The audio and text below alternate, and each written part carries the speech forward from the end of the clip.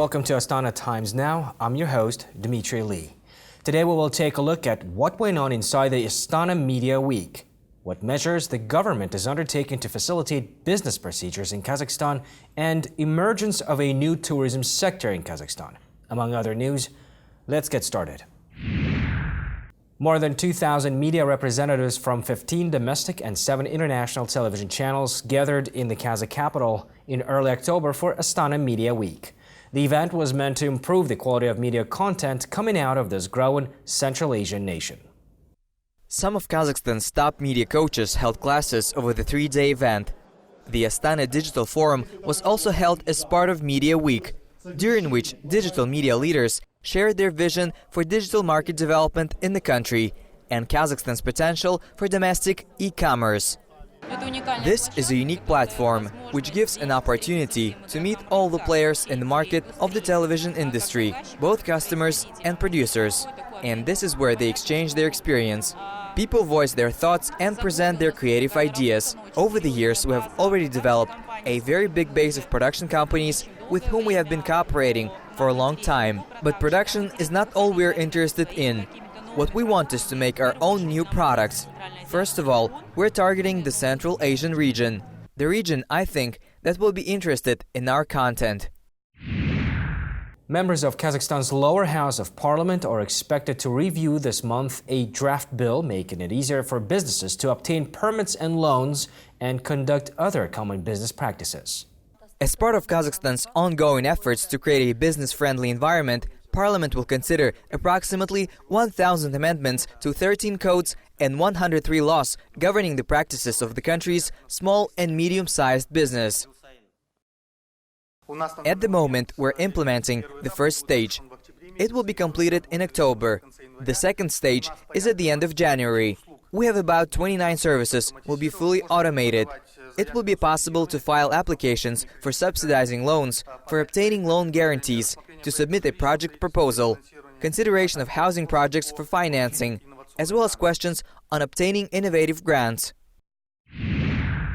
The National Translations Bureau is taking steps it hopes will result in the Kazakh language being included in Google's free voice translation service in the next 2 years.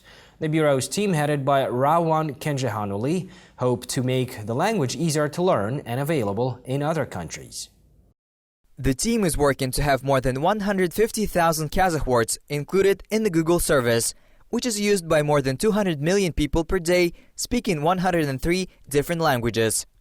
Inclusion and subsequent development of the Kazakh language in Google's translation service depends not only on us, who are engaged in this project, but also on other people. The Kazakh language speaking users of Google Translate should report any inaccuracies to the service. The service has this function. As Kazakhstan continues to attract more international tourists through events such as Expo 2017, European and North American tourism companies are capitalizing on the emerging interest in the history and culture of this unique Central Asian nation. The UK-based Specialist Journey Store company recently launched history and heritage stores across Kazakhstan. Company representatives say the idea received strong interest in a poll of its clients around the world, and the first store received rave reviews. I came to this idea of doing a tour in Kazakhstan based on history and the heritage. We put a toast to vote with our customers, and they voted for Kazakhstan as the top choice. Our customer base is not just British people, but American people, Canadians and Australians. And so we put the tour on, and it was a fantastic success. We had 15 people go. It was really well reviewed, and they absolutely loved it, and so we are running it again. While the recently completed Expo 2017 in Astana was focused on renewable energy innovations, the multi-month event also demonstrated advancements in the field of agriculture. As a result, Kazakhstan has created the Center for Transfer and Commercialization of Agricultural Technologies to examine agricultural technologies from around the world. Finnish and Austrian solutions for heating and cooling air in livestock complexes, as well as Belarusian and Turkmen developments in irrigation, are among the technologies drawing interest from the Agricultural Ministry. Some technologies have already been adopted by the Kazakh agricultural sector, including greenhouse technology from the Netherlands, being used in the Aktobe region. The new Agricultural Technologies Center hopes to better understand the economic impact of these developments. At Expo 2017, we found all types of promising technologies that can be applied in different sectors of agriculture. We have created the Center for Transfer and Commercialization of Agricultural Technologies. Our laboratories and agrarian universities are now engaged in a detailed study of these technologies. They assess how these technologies can be applied in Kazakhstan and estimate the economic effect from the introduction of these technologies. The Kazakh government recently launched a single information system to allow investors, corporations, and government departments to more easily monitor the projects of government agencies. According to the developers, the new system will provide a multilateral exchange of data and will more effectively manage efforts to attract foreign investment. The market is changing, prices for raw materials are changing, investors' plans are changing. Not all initiatives are fully completed. This system gives a clear indication of where, at what stage the project is, and who is the executive, as well as where, at what stage the state can help. What is great about this system is that everyone has access to it.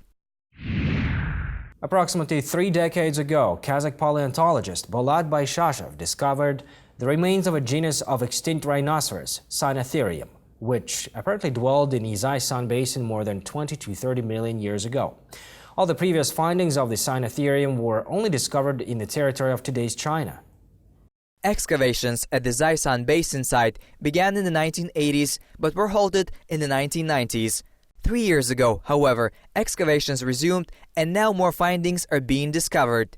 Paleontologist Bolat Baishashev discusses his original findings of a new species. In 1986, I conducted excavations and found the lower jaw and the upper fragment, the skull and several teeth and bones of the extremities. On the basis of research, I described these bones as a new species, which is called the Zaisan Cynotherium. Thank you for watching Astana Times Now. Stay tuned and we will see you next week with the latest in the Kazakh news.